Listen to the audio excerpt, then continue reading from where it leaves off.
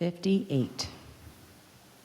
That is the number of times on average folks check their screens. Nervous laughter if you're checking right now or just got caught checking your screen. Right?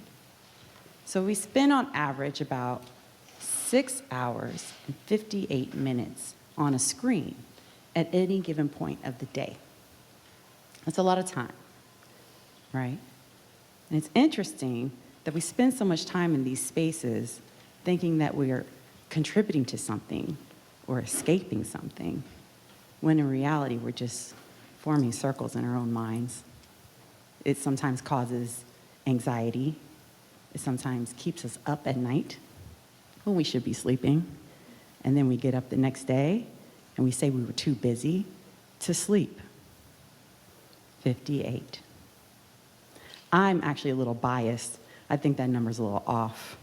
I think a borderline boomer is the phrase that I call myself. I think it's more. Now, full disclosure, me. I grew up actually literally rolling up a window in a car. That's where that phrase came from, by the way. I know y'all push buttons. We rolled them up, right? The clapper was perceived as a stroke of genius when I was growing up. For those that don't know, you clapped your hands and made your lights go on and off. That's what I grew up in. I hand wrote my dissertation on paper with a pen. Right. And when I read books with paper and binding, right? That's okay. There's maybe a small little intergenerational thing happening here, and it's really cool.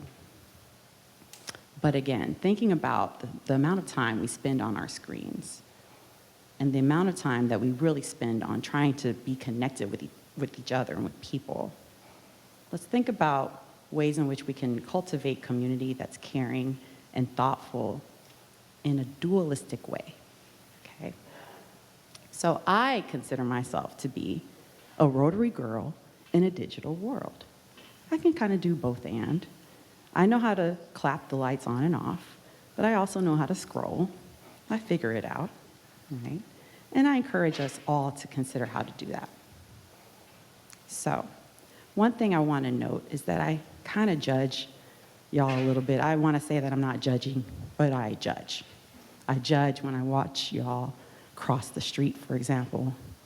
And oftentimes what I see are folks pulling out their phones and looking at the screen to cross the street because in a way you've taught yourself that it's peekaboo, that if you can't see me, I can't see you.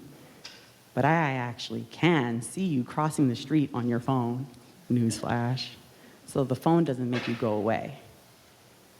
And I watch y'all pass by each other, and you barely even glance at one another. And I often find myself in a one-sided staring match because I'll pass by folks, and I just want to see, are you going to look at me? The nod is almost gone.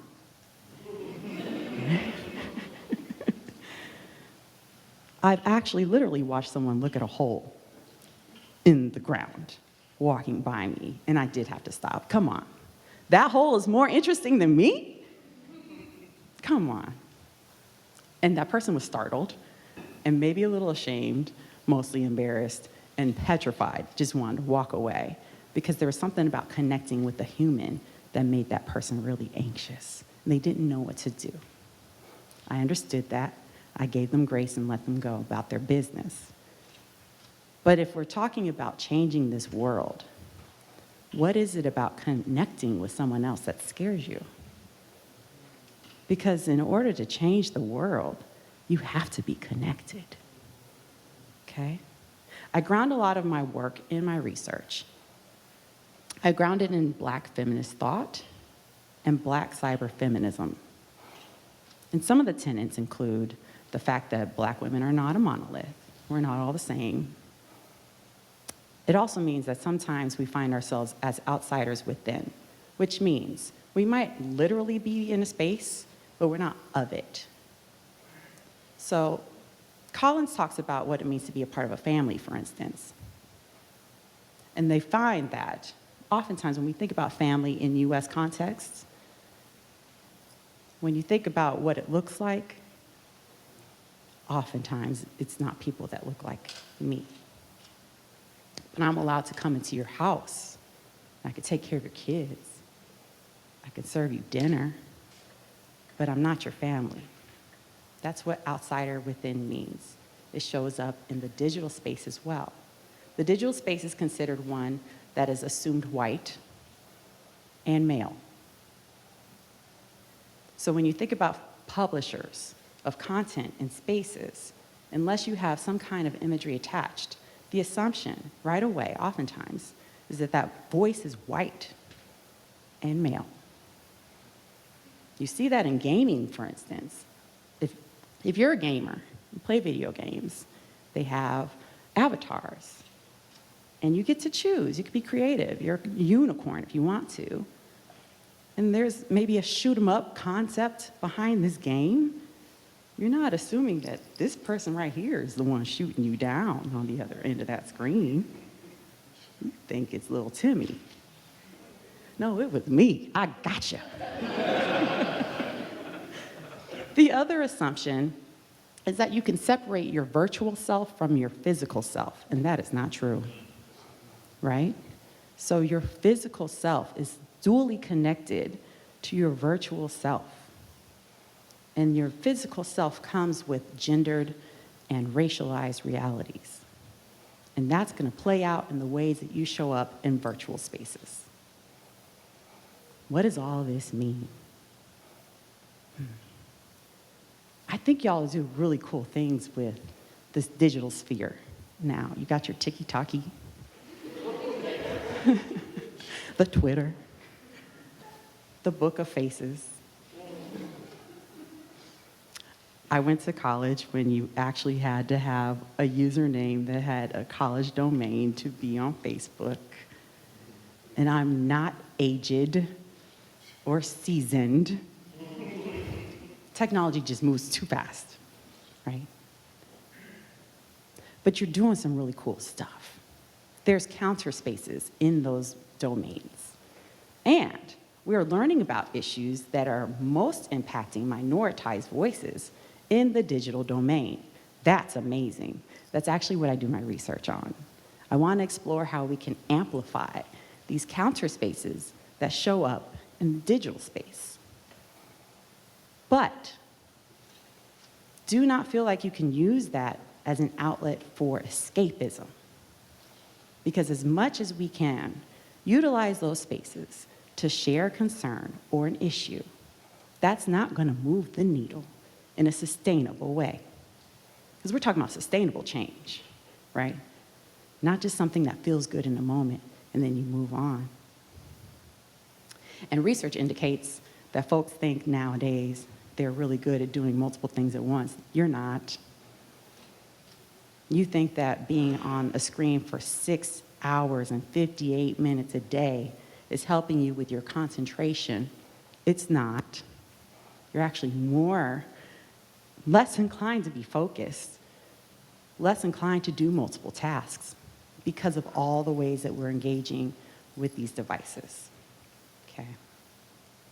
But the interesting thing about all of that is that we feel like sometimes that's the place we can go to escape from this day-to-day interaction because this scares us. And if at least I can create a profile that emanates this person that I aspire to be, then in reality, maybe people will see me as that person, even if I don't feel that way about myself. I think we can be dualistic. I think we can be rotary folks in a digital world. We can do it.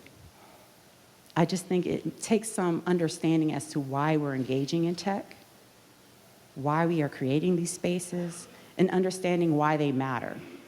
That they are connected to our physical, material selves. That we cannot move our souls out of our bodies onto a computer or into a phone. That we have to actually give each other eye contact. We have to acknowledge that people matter. We have to acknowledge that we are all people who want to feel loved, that we are valued, that we matter. A good way to start, maybe put your phone down sometimes. Look at each other, like really look at each other. Acknowledge one another. I don't know if you noticed, but have you noticed there's nothing up here? You just got to focus on me for a second. How does that feel? It should feel liberating that you were able to put something down that was meant to keep you distracted for 15 minutes and focus on one thing. Now, I'm not saying abolish all that, right? I'm not that chaotic. I need my little window thing. I don't want to roll it up anymore. But let's figure out a way to do both. In closing, I appreciate your attention, and I challenge you to think about my words anytime you're engaging in a screen, but also anytime when you're engaging with the person. Thank you.